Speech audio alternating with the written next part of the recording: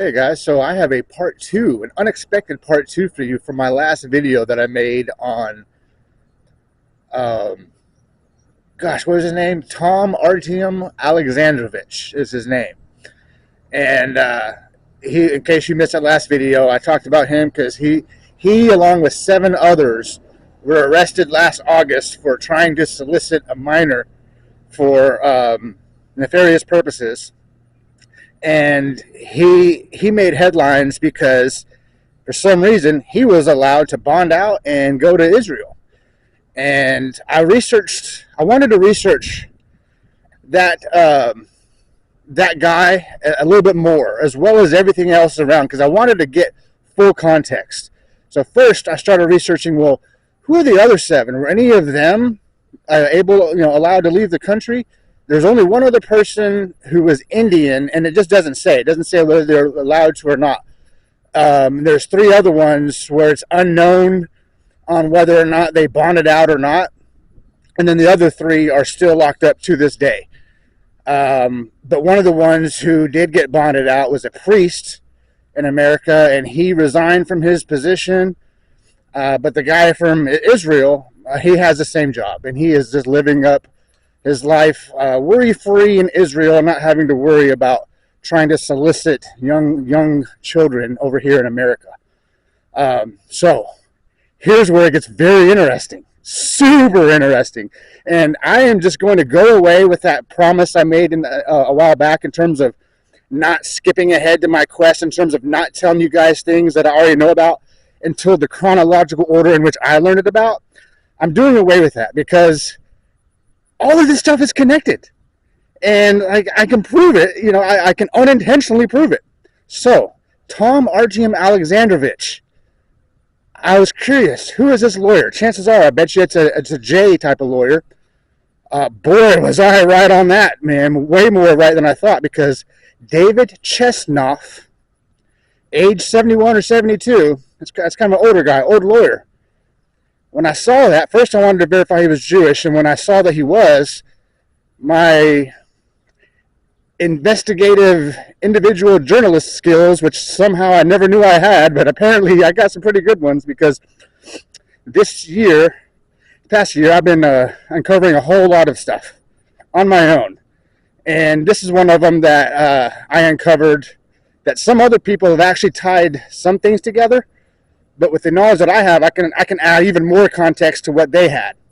So what I'm talking about, David Chesnoff, a lawyer, he is affiliated with the JDL, the Jewish Defense League. How so? Well, this is what's interesting. In the late 70s, Irv Rubin, who is was the leader of the JDL after Meyer Kahane was killed, Irv Rubin, he set up shop over on the West Coast. So the JDL was started in New York, and they expanded all across the U.S., all the way to California. To this day, actually, the JDL have expanded to 10 countries. More on that in a future video. But right now, Irv Rubin, he was in L.A. as a leader of the JDL. He has verified ties of ordering hits of people who've been murdered, such as Alex Ode.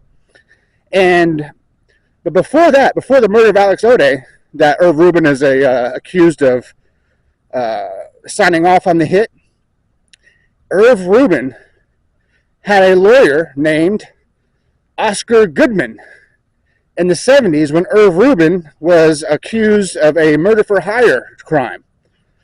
And so what happened, this is in the 70s, Irv Rubin would continue his Zionist Jewish gangster ways and doing a whole lot of gangster things to becoming the leader of the Jewish Defense League. And Oscar Goodman would end up opening a law firm with a David Chesnoff. That same David Chesnoff. So David Chesnoff, Oscar Goodman, they opened a firm together. And while they had that firm, another lawyer, Zionist lawyer, named David Kenner, would work with that law firm, the Goodman and Chesnoff law firm, on such cases such as Snoop Dogg's murder case, which they ended up getting Snoop Dogg off of. Well, so Irv Rubin in the 70s, who met with Oscar Goodman and his lawyer for that murder for hire case, fast forward 20 years, Irv Rubin is the leader of the JDL. Oscar Goodman has a successful law firm, and David Kenner. Okay, David Kenner. You can this all adds up. This all verifiable. All these names I'm telling you, you can fact check this stuff. But David Kenner, he ended up pinning a guy named Michael Harris, who was a super successful drug kingpin over on the California side. He pinned him versus Suge Knight against one another to see which one would be the stronger of the two. Ended up being Suge Knight.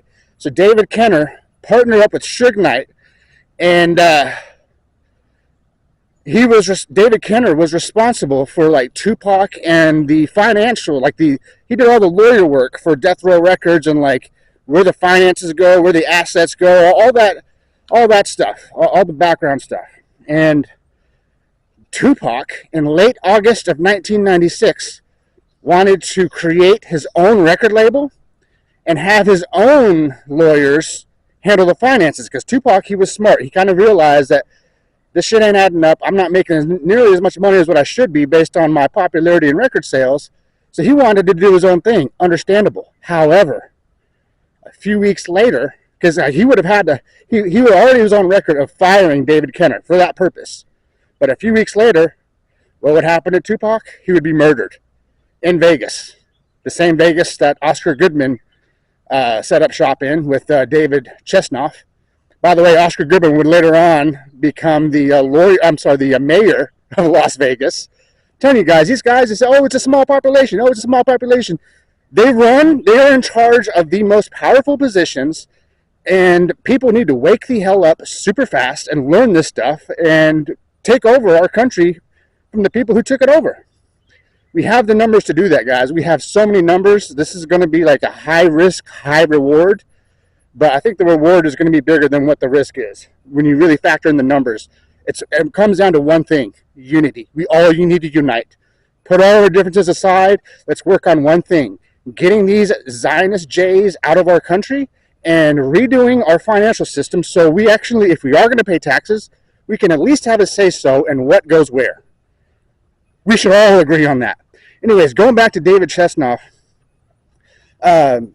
Tupac, just so you guys know, this is what I was going to talk about, how in my quest in the future, I'm going to make a video about this. Well, none of this stuff that I researched on David Kenner being involved with Death Row Records and all this stuff, people mentioned the JDL and stuff like that, but no one mentioned the past history. So I researched a few months ago the FBI website. And guys, I was at FBI.gov, and there is documentation from the FBI that Tupac and Eazy-E were contacting the FBI because they said that they claimed that the JDL were making death threats and extortion. And more on that is basically the JDL would make death threats on guys like Eazy-E and Eazy-E's manager, Heifer, I think his name. I can't remember, but I'm walking around. This is all off the top of my head. But they would make threats against like Tupac and Eazy-E, and then when they feared for their lives, they would say, all right, we're going to hire the same guys who are threatening you. We're going to hire, you pay us money, and they will protect you. It's like the most messed up thing. Are you kidding me? Like, our most gangster rappers are being like threatened like that. It's disheartening and alarming. But who just kills Tupac for no reason? That doesn't happen. Okay, there has to be a reason, and there has to be a benefactor. I always thought, without looking into it, to me it made sense that it was going to be.